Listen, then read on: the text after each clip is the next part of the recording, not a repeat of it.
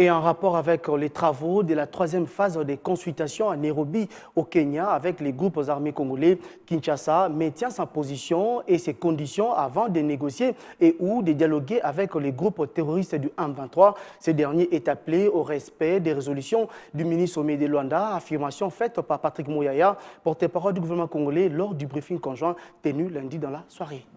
Les discussions ont commencé jusqu'au 3 décembre et à la fin, nous espérons que nous pourrons avoir la fenêtre d'opportunité pour ramener la paix dans ces parties du territoire, réinsérer ceux qui étaient dans les groupes armés, mais l'urgence est aussi la question humanitaire.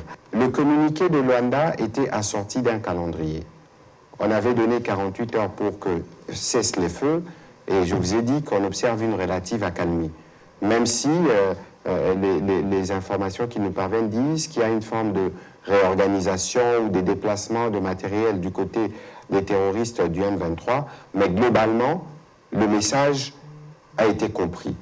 Je pense sûrement, je ne suis pas de l'autre côté, que des dispositions sont en train d'être prises parce qu'ils ne pourront pas affronter à la fois les forces et toute la pression mondiale qu'il y a sur les sujets. Donc nous pensons que nous devons rester vigilants, autant nous devons rester optimistes pour donner une vue, une possibilité de rapidement arriver à la paix, parce qu'il y a des compatriotes qui ont besoin d'être secourus rapidement, ils ont besoin d'eau, ils ont besoin d'abri. C'est pour eux que nous avons toujours fait le choix de privilégier les voies qui mènent à la paix. C'est ici l'occasion d'exhorter encore de nouveau la communauté internationale, parce qu'elle est partenaire au processus, d'user de tous les moyens diplomatiques à leur niveau pour que la situation sécuritaire que nous déplorons actuellement puisse se terminer, parce que cela risque évidemment d'avoir une incidence. C'est aussi l'occasion de rappeler à toutes les parties prenantes. Le moment venu, nous pourrons faire une communication conjointe avec le président de la CENI, où il aura l'occasion d'expliquer dans les détails